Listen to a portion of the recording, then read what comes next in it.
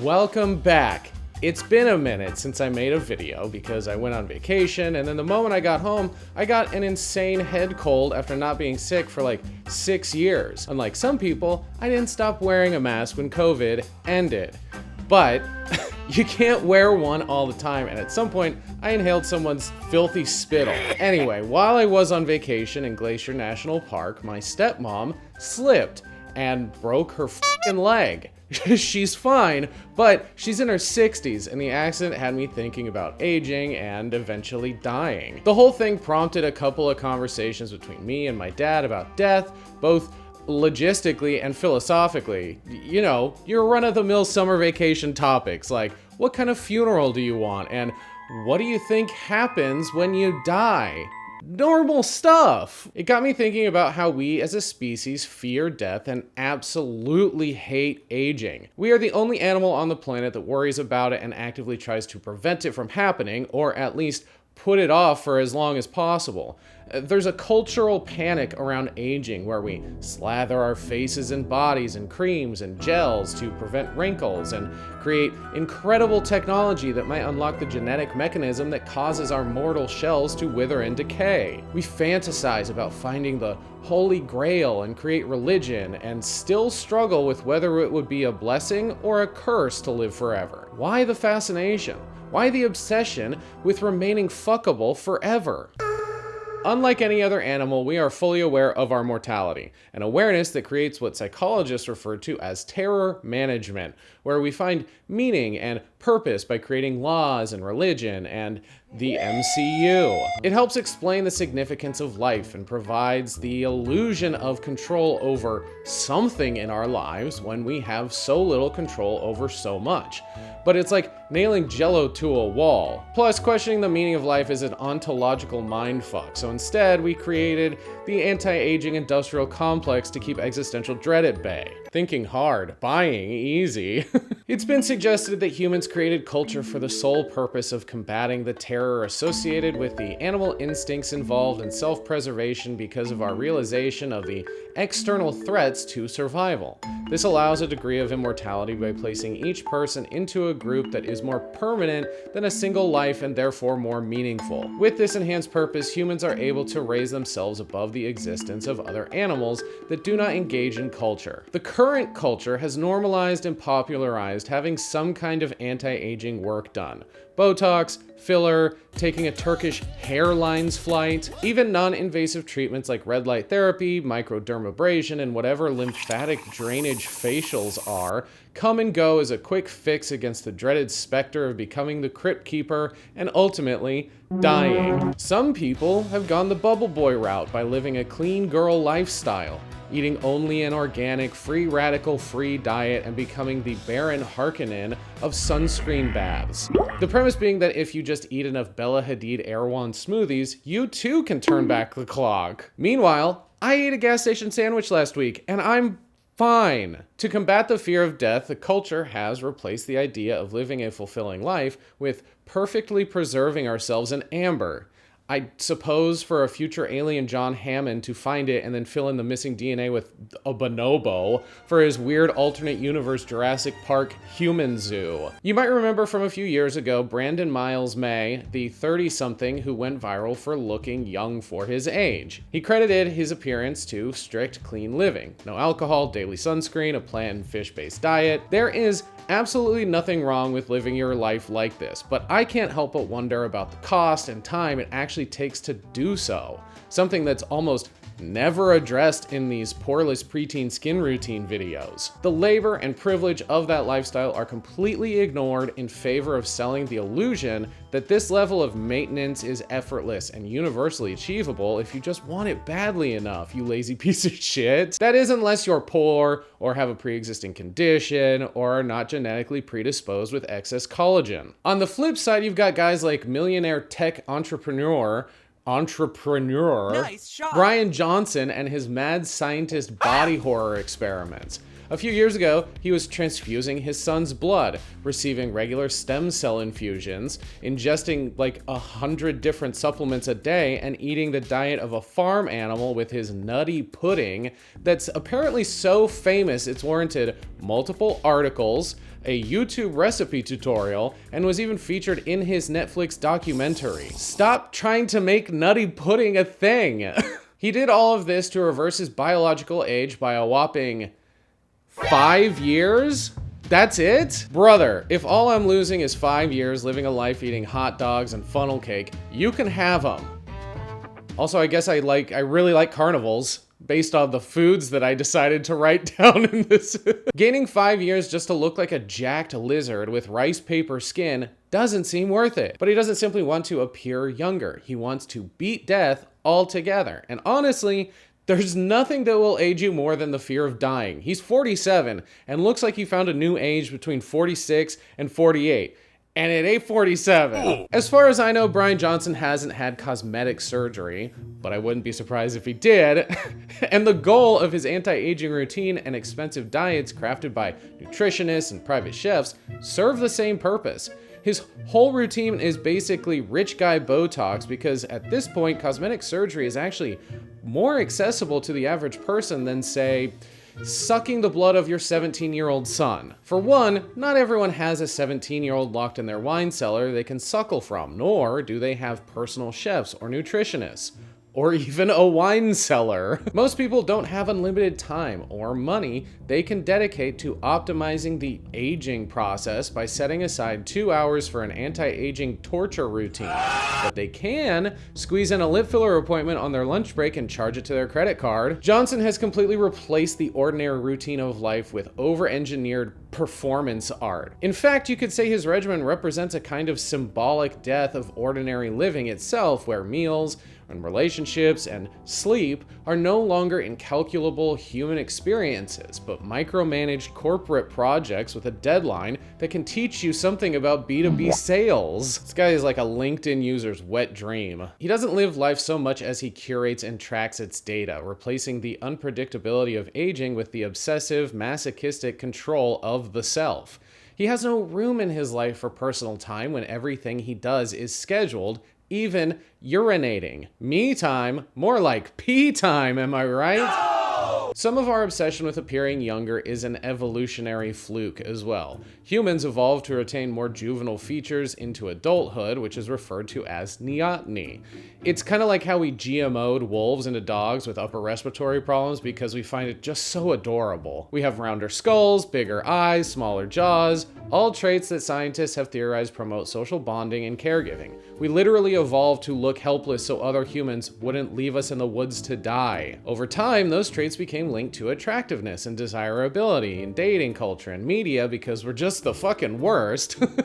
As much as they were to safety and cooperation. The more you resemble a helpless baby, the more culturally valuable you seem, which is why you've got people online trying to gaslight viewers about just how old they actually are, and failing if you've got at least one functioning eyeball. Let me ask you a question real quick. How old do you think I am? Like, what's the youngest you think I could pass for without sounding completely delusional? It's probably nothing under 35, what with all the gray hair and these circles under my eyes that look older than I am. Some people might think even that's a stretch, so there's no way I'm getting away with passing as 25, let alone 17, no matter how much Gen Z slang I use or how many opinion pieces are written about just how well millennials are aging. Nor is anyone else in their 30s. This is propaganda. That's Luan Ollie, a TikToker who got a fair amount of attention for posting videos where he says he looks 17 as a 36-year-old when it's more like 13 going on 300. First things first, it's hard to tell in this day and age when someone is posting midlife crisis content and when it's actually just rage bait. Plus, based on how prevalent and normalized anti-aging products and procedures are, we're at a place where looking younger naturally is a badge of honor or a self-righteous proclamation. I didn't need to get hair plugs or inject my face with filler like a jelly donut. I was born this way. At the same time, it could just be that he's cracked the code on engagement farming rage bait in order to pay the bills. It's the more likely explanation, judging by the responses to some of his videos, like how he looks 17 light years old. Bruh. Either way, creating age-related content has struck a chord, and it's not surprising as to why. We all have a stake in getting older. We hate it, we fear it, or we try to avoid it.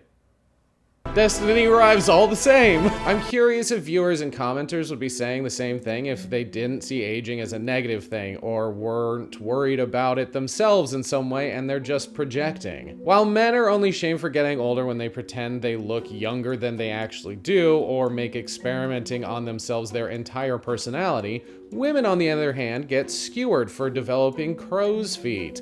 I mean, that Luan guy probably isn't serious about claiming to look 17, and the underfed Victorian man boy probably looks younger because of his genetics. Or a medical condition. And Brian Johnson's anti-aging crusade is more of a billionaire hobby and symbol of status than anything else.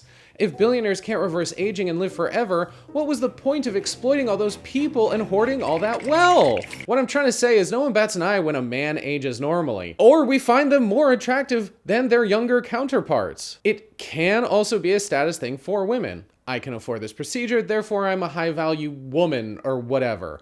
But more often than not, it's about their inherent biological worth. Society has conditioned us to believe that a woman's greatest offering to the world is her youth, and by extension, her attractiveness. Once she hits 30, the cultural narrative says she becomes an old crone. Wise woman, sitting here.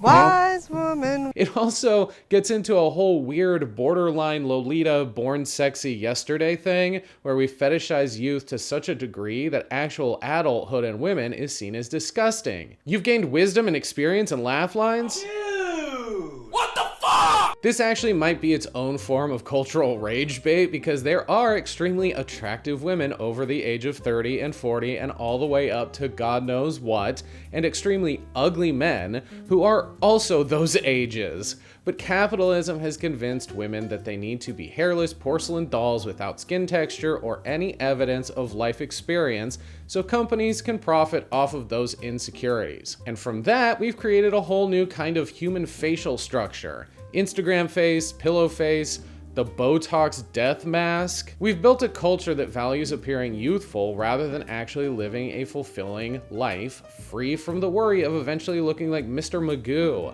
But would you rather look just normal old or like you ate one of Willy Wonka's untested candies?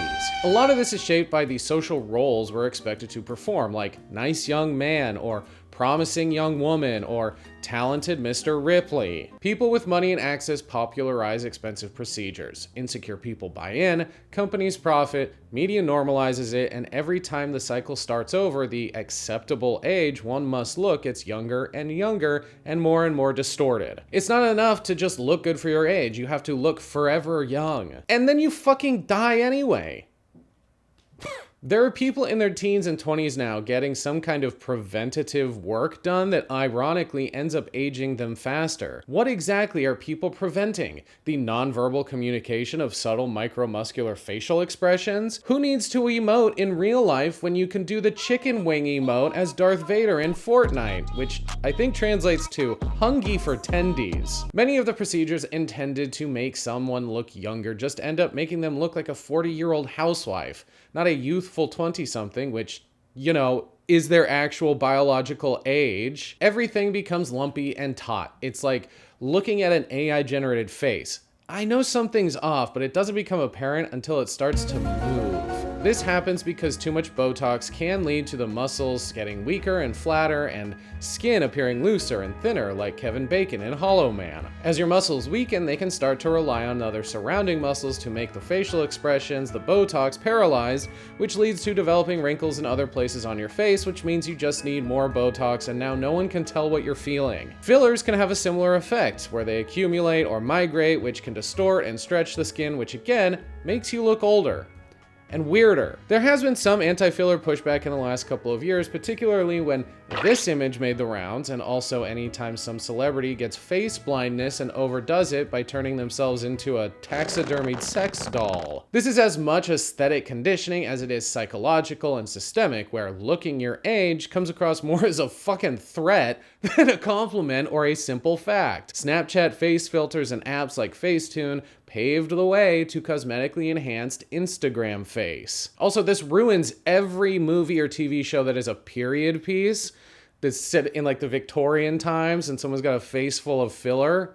You're not fooling anybody. Takes me right out of it. I'm sure I probably sound like an anti-cosmetic surgery weirdo, so I want to take a moment to say that cosmetic surgery, both invasive and non-invasive, has its benefits, and I accept that and recognize that. Not all of these cosmetic surgeries are done with the hope that they will simply make someone appear younger, and when done properly, they absolutely can help people. There are valid medical and psychological reasons to get an eyelid lift or a nose job or a breast augmentation. But I doubt the majority of the 1.6 million cosmetic surgeries performed each year are rhinoplasties to fix a deviated septum or Botox for chronic migraines. Sometimes it's people getting surgeries done so that they look like another race entirely. This is a mental illness, and therapy would be much, much cheaper. Individual motivations vary, but the broader system overwhelmingly sells these procedures as a path to youthfulness. More often than not, anti-aging products and procedures have become ways of proving social value. We construct identity and meaning through the things we buy and consume, but instead of becoming younger or correcting a genetic inconvenience,